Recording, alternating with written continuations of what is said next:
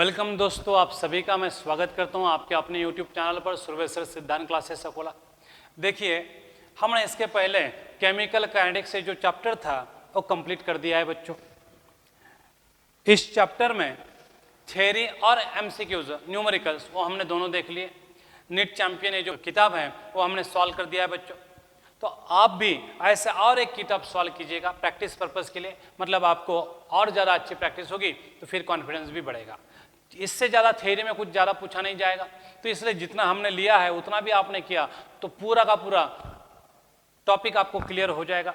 ठीक है, तो आज हम नेक्स्ट टॉपिक की तरफ बढ़ते हैं, सॉलिड स्टेट। और ये जो चैप्टर है बच्चों बहुत ही इंपॉर्टेंट है और बहुत ही आसान है और साथ में छोटा भी है।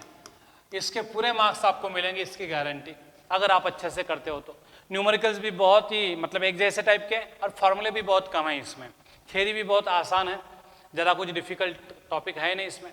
तो इसलिए इस चैप्टर को हमें अच्छे से करना है और पूरे मार्क्स लेना है। इसमें गलती होने की कोई गुंजाइश नहीं रहती है। आपको कंसंट्रेशन से वीडियो लेक्चर्स देखना है। अगर आपने कंसंट्रेशन से वीडियो लेक्चर्स देखे तो मैं गारंटी देता हूं आपको कि ये पूरा का पूरा चैप्टर आपको मार्क्स देगा। ईच एंड एवरी क्वेश्चन आपको इस पर का आ जाएगा और पूरे मार्क्स मिल जाएंगे। तो सॉलिड स्टेट ये हमारा चैप्टर नंबर 1 है सिलेबस का। छोटा है, कंसेप्चुअल है और बहुत ही इजी है। अब आपको मालूम है what is mean by matter. Matter को हमने 8th स्टैंडर्ड से देखा है। Anything which has mass and occupy space is called as matter. और मैटर को हमने फिजिकल स्टेट के बेसिस पर से 3 कैटेगरी में क्लासिफाई किया था, सॉलिड, लिक्विड एंड गैस। इसके अलावा और 2 फिजिकल स्टेट है, plasma state and Bose-Einstein condensate. लेकिन हमारा मैटर नॉर्मली एग्जिस्ट होता है इन 3 फिजिकल स्टेट में, सॉलिड, लिक्विड एंड गैसेस। अब सॉलिड किसे कहा जाएगा, लिक्विड किसे कहा जाएगा एंड गैस किसे कहा जाएगा, तो ये सब कुछ डिसाइड करते हैं 2 factors, intermolecular forces of attraction and intermolecular distance. तो ये 2 पॉइंट्स हैं जो फिजिकल स्टेट को डिसाइड करते हैं मैटर के। तो how can we define solid, liquid and gases. तो सॉलिड स्टेट को कैसे डिफाइन किया जाएगा, सॉलिड स्टेट को हम ब्रॉडली कैसे डिफाइन कर सकते हैं, ऐसे स्टेट ऑफ मैटर जिसमें intermolecular forces of attraction between the molecules क्या होंगे, वेरी स्ट्रांग होंगे, और इंटरमॉलिक्यूलर डिस्टेंस क्या होगा, वेरी लेस होगा। The state of matter in which intermolecular forces of attractions are maximum and intermolecular distance is a minimum, least। तो जब ऐसी कंडीशन होगी तो मैटर क्या होगा बच्चों, सॉलिड स्टेट में होगा। The state of matter in which intermolecular forces of attractions are maximum and intermolecular distances are least और minimum is called as solid state. तो इस तरह से हम ब्रॉडली सॉलिड स्टेट को डिफाइन कर सकते हैं। उसके बाद हम डिफाइन करेंगे गैसियस स्टेट को। गैसियस स्टेट को कैसे डिफाइन करेंगे, तो सॉलिड स्टेट से एग्जैक्टली उल्टा डेफिनेशन बनेगा उसका। उसमें इंटरमॉलिक्यूलर फोर्सेस ऑफ अट्रैक्शन ना के बराबर होते हैं, निग्लिजिबल होते हैं, एंड इंटरमॉलिक्यूलर डिस्टेंस बहुत ज्यादा होता है, लार्ज होता है। तो जब किसी मैटर में intermolecular forces of attraction negligible होंगे, ना के बराबर होंगे, एंड इंटरमॉलिक्यूलर डिस्टेंस लार्ज होगा, तो स्टेट ऑफ मैटर को बच्चों हम क्या कहेंगे, गैसियस स्टेट बोलेंगे। The state of matter in which intermolecular forces of attractions are negligible and intermolecular distances are maximum is called as gaseous state. और liquid state को डिफाइन करना रहा तो लिक्विड स्टेट को हम कैसे डिफाइन कर सकते हैं, तो ऐसे स्टेट ऑफ मैटर जिसमें intermolecular forces of attraction and intermolecular distances की वैल्यू इंटरमीडिएट रहती है as compare to solid and gases. मतलब सॉलिड के लिए intermolecular forces of attraction liquid के तुलना में क्या रहेंगे, ज्यादा रहेंगे, एंड लिक्विड में गैस के तुलना में ज्यादा रहेंगे। तो intermolecular forces of attraction in solid maximum रहेंगे, लिक्विड में कम रहेंगे, और गैस के तुलना में लिक्विड में इंटरमॉलिक्यूलर फोर्सेस ज्यादा रहेंगे। तो देखो इंटरमॉलिक्यूलर फोर्स ऑफ अट्रैक्शन की रेंज क्या है, सॉलिड के लिए मैक्सिमम, लिक्विड के लिए मीडियम एंड गैस के लिए मिनिमम। इंटरमॉलिक्यूलर डिस्टेंस सॉलिड में सबसे कम रहेगा, लिक्विड में थोड़ा ज्यादा रहेगा एंड गैस में सबसे ज्यादा रहेगा। तो देखो intermolecular forces of attraction and intermolecular distances की वैल्यू क्या है, इंटरमीडिएट है as compare to solid and gases. ऐसे स्टेट ऑफ मैटर को हम क्या कहेंगे, लिक्विड स्टेट बोलेंगे। The state of matter in which intermolecular forces of attraction and intermolecular distances possess intermediate values as compared to solid and gases is called as a liquid state। तो इस तरह से हम लिक्विड स्टेट को define कर सकते हैं, gaseous state को डिफाइन कर सकते हैं एंड सॉलिड स्टेट को डिफाइन कर सकते हैं। तो देखो बच्चों, आज हमने नया चैप्टर स्टार्ट किया, चैप्टर नंबर 1 सॉलिड स्टेट। बहुत ही आसान है, बहुत ही कंसेप्चुअल है, और आपने सिर्फ वीडियो लेक्चर देखे भी तो आपको पूरे मार्क्स इसके मिल जाएंगे, इसकी मैं आपको गारंटी देता हूँ। एक भी मार्क आपका इधर उधर नहीं जाएगा, सिर्फ आपने वीडियो लेक्चर्स कंसंट्रेशन से देखने चाहिए, इतनी मेरी क्या है कंडीशन है। सॉलिड लिक्विड किसे कहते हो हमने देखा है, उनकी डेफिनेशन भी देखी है, ब्रॉड डेफिनेशंस है, हमने साइंटिफिक डेफिनेशन नहीं देखी है, हमने पॉइंट पर से कंसेप्चुअली क्या किया है, डेफिनेशन को तैयार किया है। तो सॉलिड को हमने कहा है the state of matter in which intermolecular forces of attractions are maximum and intermolecular distances are minimum is called as solid state. The state of matter in which intermolecular forces of attractions are negligible and intermolecular distances are maximum is called as gaseous state। And बाद में last में हमने liquid state को define किया था, the state of matter in which intermolecular forces of attraction and intermolecular distances have intermediate values as compared to solids and gases are called as liquids। बराबर। अब हमें नेक्स्ट कुछ points देखने। तो 5 physical state है, उसमें से 2 नॉर्मली एग्जिस्ट नहीं होती, हमें पता है, Bose-Einstein condensate and plasma state. ये नॉर्मल रूम टेम्परेचर पर एग्जिस्ट नहीं होती है। सॉलिड लिक्विड एंड गैसेस से नॉर्मली हमें इधर उधर दिखाई देती है अपने इस टेम्परेचर प्रेशर पर, तो हम उनकी स्टडी करेंगे। अब ये सॉलिड लिक्विड एंड गैसेस ये 3 फिजिकल स्टेट है, और ये सारी की सारी क्या है, इंटर कन्वर्टिबल है। मतलब हम सॉलिड को लिक्विड कर सकते हैं, लिक्विड को गैस कर सकते हैं, गैस को सॉलिड बना सकते हैं, और गैस को लिक्विड भी बना सकते हैं। तो all these physical states are interconvertible. How can be they interconverted into each other, हम उनको इंटर कन्वर्ट कैसे कर सकते हैं। तो जब मैं सॉलिड में हीट ऐड करूंगा तो उसका कन्वर्शन किस में होगा बच्चों, लिक्विड में। लिक्विड में हीट ऐड कर दूंगा तो उसका कन्वर्शन किस में होगा, गैस में।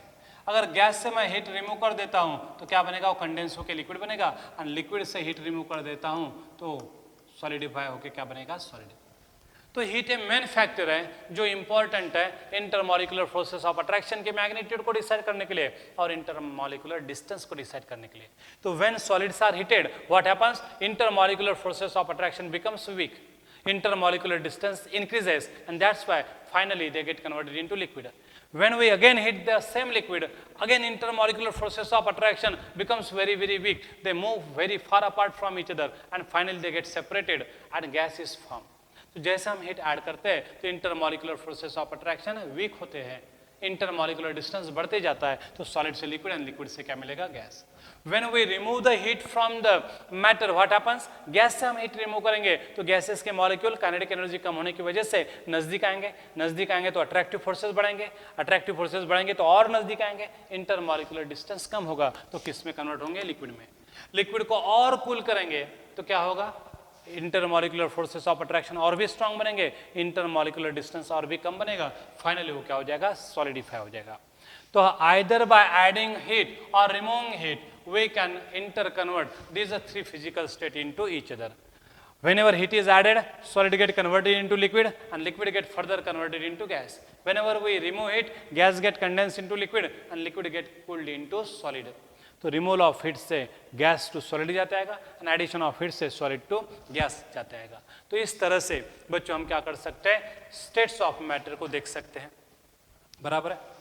अब हमें सॉलिड किसे कहना, लिक्विड किसे कहना और गैस किसे कहना है, डेफिनेशन का तो इस्तेमाल नहीं कर सकते। कौन देखेगा भाई इंटरमॉलिक्यूलर फोर्सेस ऑफ अट्रैक्शन की स्ट्रेंथ कितनी है, बताओ रे तेरे में कितनी है इंटरमॉलिक्यूलर फोर्सेस ऑफ अट्रैक्शन की स्ट्रेंथ है, हम बोल सकते, नहीं बोल सकते। इंटरमॉलिक्यूलर डिस्टेंस सिर्फ मैटर को हाथ में देके बता सकते हैं, नहीं बता सकते। तो ये जो डेफिनेशन है ये सिर्फ डेफिनेशन है, कंसेप्चुअल है, इसे हम प्रैक्टिकली यूज नहीं कर सकते। तो अब हमें सॉलिड को डिफाइन करना है तो क्या करना पड़ेगा, तो हम सॉलिड को प्रैक्टिकली कैसे डिफाइन करते हैं, जस्ट बाय स्टेटिंग इट्स प्रॉपर्टीज। तो हमें प्रॉपर्टीज ऑफ क्या चाहिए, सॉलिड मालूम चाहिए। तो ये इंटर कन्वर्शन होता है, और ये जो हमने डेफिनेशंस की है ये सॉलिड लिक्विड गैस को आइडेंटिफाई करते वक्त काम में नहीं आती, क्योंकि कौन मेजर करते बैठेगा इंटरमॉलिक्यूलर फोर्सेस ऑफ अट्रैक्शन को एंड इंटरमॉलिकुलर डिस्टेंसेस को। तो हमने सॉलिड, लिक्विड और गैसेस को आइडेंटिफाई किया, डिफाइन किया on the basis of their properties. तो सबसे पहले हम देखेंगे प्रॉपर्टीज ऑफ सॉलिड। तो अब हम यहाँ पे सॉलिड स्टेट देख रहे हैं, तो यहाँ पे हमारे लिए इंपॉर्टेंट कौन होगा? Properties of solid. तो इस चैप्टर में हम प्रॉपर्टीज ऑफ सॉलिड्स देख लेंगे, properties of liquid and properties of gases gaseous state में देख लेंगे। तो what are the properties of solid बच्चों? तो सबसे पहला प्रॉपर्टी क्या होगा? अगर सॉलिड का कंपोजिशन फिक्स है, सॉलिड का कंपोजिशन अगर फिक्स है तो उसका वॉल्यूम भी हमेशा फिक्स रहेगा, मास भी फिक्स रहेगा, डेंसिटी भी फिक्स रहेगी, बराबर है, उसका शेप भी फिक्स रहेगा। अगर कंपोजिशन कांस्टेंट रहेगा तो, अगर समय के साथ कंपोजिशन बदलते गया तो भाई क्या होगा? उसका साइज, शेप, वॉल्यूम वगैरह सब कुछ बदल जाएगा। तो इसलिए हमारी कंडीशन क्या है? If composition of matter remains fix, if composition of solid remain fixed, then it always possess definite mass, definite volume, definite shape and definite density. लेकिन ये कब होगा? कंपोजिशन कांस्टेंट रहेगा तो if composition of solid remains fixed, then it has definite density, definite mass, definite volume and definite shape. तो ये पहली characteristic है। तो जिस किसी मैटर का मास, डेंसिटी, वॉल्यूम डेफिनेट है गिवन टेम्परेचर, प्रेशर पे, तो हम उसे क्या बोलेंगे? सॉलिड। तो if composition of solid is fixed, if composition of matter is fixed, then it possess definite density, definite mass, definite volume and definite shape. तो ऐसे वक्त उसे हम क्या कहते हैं? सॉलिड कहते हैं।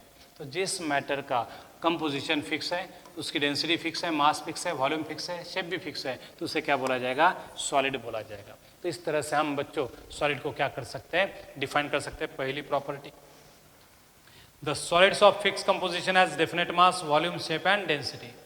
सॉलिड जो है, अभी हमने बताया कि सॉलिड में इंटरमॉलिक्यूलर फोर्सेस ऑफ अट्रैक्शन क्या होते हैं? Very very strong. इसलिए उसके मॉलिक्यूल कैसे अरेंज होते हैं? Very very compactly.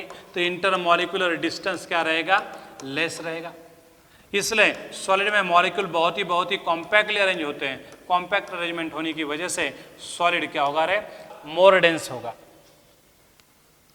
तो as intermolecular forces of attractions are stronger and intermolecular distance is less in solid state, their density is more as compared to the density of liquid and density of gas. तो generally solids are more denser than its liquid and gases, ऐसा हम बोलते हैं। तो solid में density ज़्यादा पाई जाती है क्योंकि उसमें इंटरमॉलिक्यूलर फोर्सेस ऑफ अट्रैक्शन ज़्यादा होते हैं एंड इंटरमॉलिक्यूलर डिस्टेंस कम होता है। इसलिए solids are more denser than the liquids and gaseous phase. लेकिन इसके लिए कुछ एक्सेप्शनल केसेस भी है, अबनॉर्मल केसेस भी है। तो डेंसिटी ऑफ आइस, सॉलिड है ये, तो डेंसिटी ऑफ लिक्विड वाटर से क्या चाहिए था? ज़्यादा चाहिए था, ऐसा एक्सपेक्टेशन था हमारा।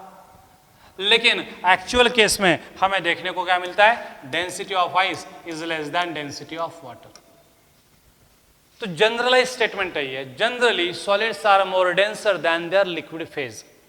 लेकिन हमारे पास एक एक्सेप्शनल केस भी है, डेंसिटी ऑफ आइस सॉलिड होने के बावजूद भी क्या है? लेस है वाटर से। क्यों? ये हम बाद में देख लेते हैं।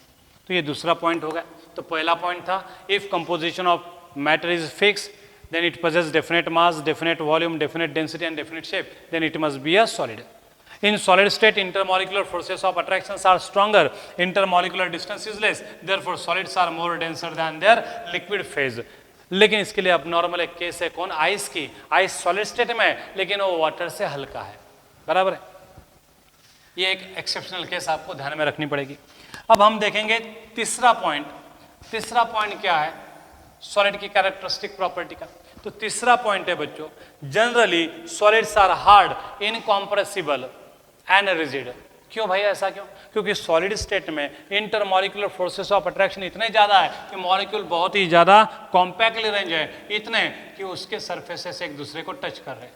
अब कितना भी आपने प्रेशराइज किया तो इनको और करीब लाना पॉसिबल नहीं है, मतलब ये इनकॉम्प्रेसिबल होंगे। क्यों? Intermolecular forces of attraction strong होने की वजह से, उनकी कॉम्पैक्ट अरेंजमेंट की वजह से। तो तीसरा प्रॉपर्टी रहेगा solids are incompressible, hard and rigid, मतलब प्रेशर अप्लाई करने के बाद उनका शेप चेंज नहीं होगा, बराबर है। तो ये क्यों है हार्ड, क्यों है रिजिड, क्यों है incompressible? Because of strong intermolecular forces of attraction and very very small intermolecular distances. लेकिन ये भी जनरलाइज स्टेटमेंट है, कुछ सॉलिड जो है वो सॉफ्ट है। For example sodium is a soft, इतना सॉफ्ट है कि हम उसे हाथ से तोड़ सकते हैं या फिर नाइफ से कट कर सकते हैं। सोडियम है, फॉस्फोरस है, पोटेशियम है, ये बहुत ही सॉफ्ट सॉलिड्स है। घी भी है अपना, घी आपने देखा है, घी भी क्या है? सॉफ्ट सॉलिड है। तो एक्सेप्शनल केस है, कुछ एक्सेप्शनल केसेस है। तो देखो ये भी जनरल स्टेटमेंट था, generally solids are hard, incompressible and rigid, but there are some examples, sodium, potassium, phosphorus, they are the soft solids. तो ये तीसरी कैटेगरी होगी, तीसरा प्रॉपर्टी हो गया बच्चों। नेक्स्ट प्रॉपर्टी हम देखेंगे, तो intermolecular forces of attraction strong है एंड इंटरमॉलिकुलर डिस्टेंसेस क्या है? वेरी वेरी लेस है। ये उसकी क्या है? नेक्स्ट प्रॉपर्टी है। अब नेक्स्ट प्रॉपर्टी हम देखेंगे, सॉलिड में बहुत ही ज़्यादा कॉम्पैक्ट अरेंजमेंट होने की वजह से जो मॉलिक्यूल्स है वो फर्मली हेल्ड है, और फर्मली हेल्ड होने की वजह से वो अपनी जगह से हिल नहीं पाते, वो अपनी जगह से मोशन नहीं दिखा पाते, लेकिन हाँ वो वाइब्रेशनल मोशन जरूर दिखाएंगे। तो in solid state whatever the constituent particles are there, वो एटम हो सकते हैं, मॉलिक्यूल हो सकते हैं या आयन हो सकते हैं, वो कुछ भी हो, वो इतने कॉम्पैक्टली अरेंज हैं, इतने स्ट्रांगली हेल्ड हैं कि वो एक जगह से दूसरी जगह तक नहीं आ जा सकते। They will not show any translational motion. हाँ, लेकिन वो अपनी जगह पे क्या हो सकते हैं? वाइब्रेट हो सकते हैं। तो in solid state as constituent particle like atoms, ions or molecules are firmly held, they cannot move from their place, but they can just vibrate about their main position। बराबर है? तो ऐसी प्रॉपर्टीज जो दिखाएगा उसे हम बच्चों क्या कहेंगे? उसे हम सॉलिड कहेंगे। अब एक और पॉइंट है मेल्टिंग पॉइंट का। तो सॉलिड का मेल्टिंग पॉइंट जो है वो जनरली क्या होता है? वेरी वेरी हाई होता है, क्योंकि intermolecular forces of attraction strong होते हैं। हमने बताया था आपको सॉल्यूशन में, boiling point is directly proportional to the intermolecular forces of attraction. हालांकि हमने ऐसा कहा था boiling point is a measure of intermolecular forces of attraction. अब जाहिर है कि सॉलिड में intermolecular forces of attraction very very strong है, तो उन्हें वीक करने के लिए एनर्जी भी बहुत ज़्यादा ऑब्जर्व करनी पड़ेगी, मतलब वो मेल्ट भी बहुत हाई टेम्परेचर पे होंगे। तो solids generally possess high melting points. बराबर है? तो ये कुछ कैरेक्टरिस्टिक प्रॉपर्टीज है, और जो मैटर ये प्रॉपर्टी दिखाएगा उससे हम क्या बोल देंगे? सॉलिड। तो ये थी बच्चों characteristic properties of solid. If solid possess definite composition, they have definite volume, definite mass, definite shape and definite density.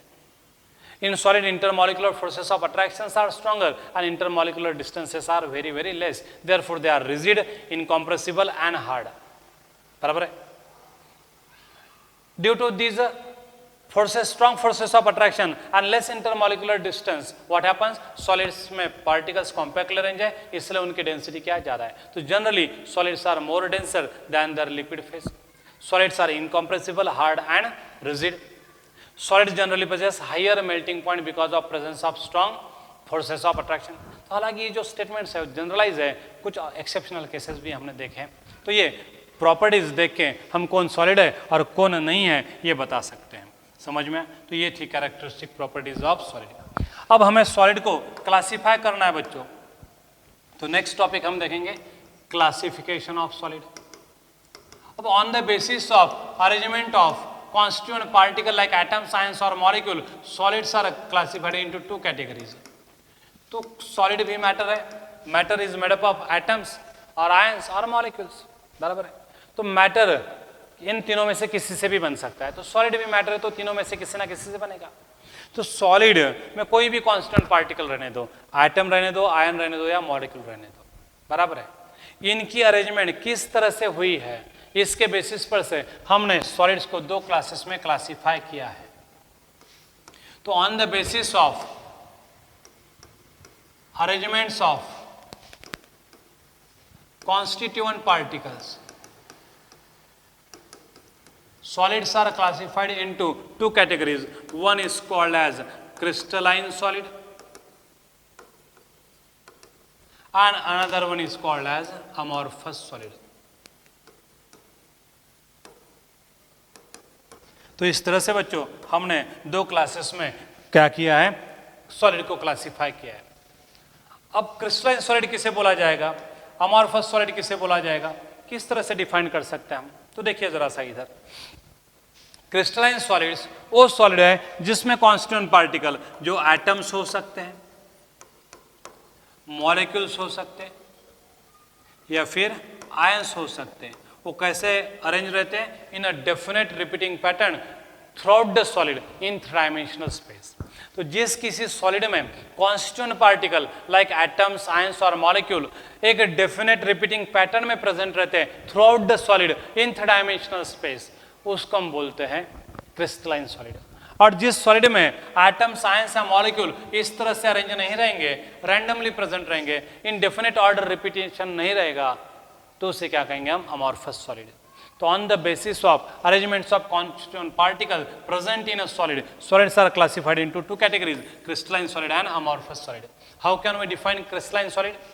The homogeneous solid in which constituent particle like atoms, ions or molecules are arranged in a definite repeating pattern throughout the solid in three dimensional space are called as crystalline solids. बराबर है? And the solids in which constituent particle like atoms, ions or molecule are not arranged in a definite pattern throughout the solid in three dimensional space are called as amorphous solid. तो ऐसे solid को हम क्या बोलते हैं बच्चों, amorphous solid बोलते हैं। तो on the basis of arrangement of constituent particle solids are classified into crystalline solid and amorphous solid. अब क्रिस्टलाइन सॉलिड की डेफिनेशन हमने दी है, the homogeneous solids in which constituent particle like atoms, ions or molecules are arranged in a definite repeating pattern throughout the solid in three dimensional space are called as crystalline solids. How can we define amorphous solid? बस definition में not डाल दो, definition हाजिर। The solids in which constituent particles like atoms, ions or molecules are not arranged in a definite repeating pattern throughout the solid in three dimensional space are called as amorphous solid. तो amorphous solid and crystalline solid के example क्या है? तो सारे के सारे solid state में जब होते हैं तो क्या होते हैं, मोस्ट ऑफ द टाइम वो क्या होते हैं, क्रिस्टलाइन होते हैं। मोस्ट ऑफ द टाइम क्या होता है, क्रिस्टलाइन। कुछ सॉल्ट हाइड्रेटेड फॉर्म में क्रिस्टलाइन है, तो कुछ सॉल्ट अनहाइड्रस फॉर्म में भी क्या है, क्रिस्टलाइन है। जैसे कि NaCl, KCl अनहाइड्रस फॉर्म में, NaCl का फॉर्मूला क्या है, सिर्फ NaCl, कोई वाटर ऑफ क्रिस्टलाइजेशन नहीं है, तो ये अनहाइड्रस फॉर्म में ही क्या है, क्रिस्टलाइन है। KCl अनहाइड्रस फॉर्म में क्या है, क्रिस्टलाइन है। लेकिन कुछ सॉल्ट्स हैं जो सिर्फ हाइड्रेटेड फॉर्म में क्या रहते हैं, क्रिस्टलाइन। तो CuSO4.5H2O ये हाइड्रेटेड फॉर्म है तो क्रिस्टलाइन है। अगर हम इसे हीट करेंगे ये वाटर यहाँ से निकल जाएगा तो ये क्या हो जाएगा रे, अमॉर्फस बन जाएगा। तो almost all salts are present in crystalline form. Some salts are crystalline in their anhydrous form, some salts are crystalline in their hydrated form. तो कुछ हाइड्रेटेड फॉर्म में क्रिस्टलाइन है, कुछ क्या है, अनहाइड्रस फॉर्म में क्रिस्टलाइन है। बराबर है। अब अमॉर्फस सॉलिड का एग्जांपल क्या है? अमॉर्फस सॉलिड का हम टैल्कम पाउडर दे सकते हैं। टैल्कम पाउडर है, फ्लोर अपना जलापन पीठ मन तो अमॉर्फस सॉलिड है। रबर है, प्लास्टिक है, ये क्या है, अमॉर्फस सॉलिड्स है। तो इस तरह से हम अमॉर्फस सॉलिड के क्या कर सकते हैं बच्चों, एग्जाम्पल दे सकते हैं। तो अमॉर्फस सॉलिड के एग्जाम्पल क्या है, टार है, ग्लास है, प्लास्टिक है, रबर है, बटर है, ये सारे एग्जाम्पल है किसके, अमॉर्फस सॉलिड के। तो ठीक है बच्चों, आज हम यहीं पे रुक जाते हैं। थैंक यू बच्चों।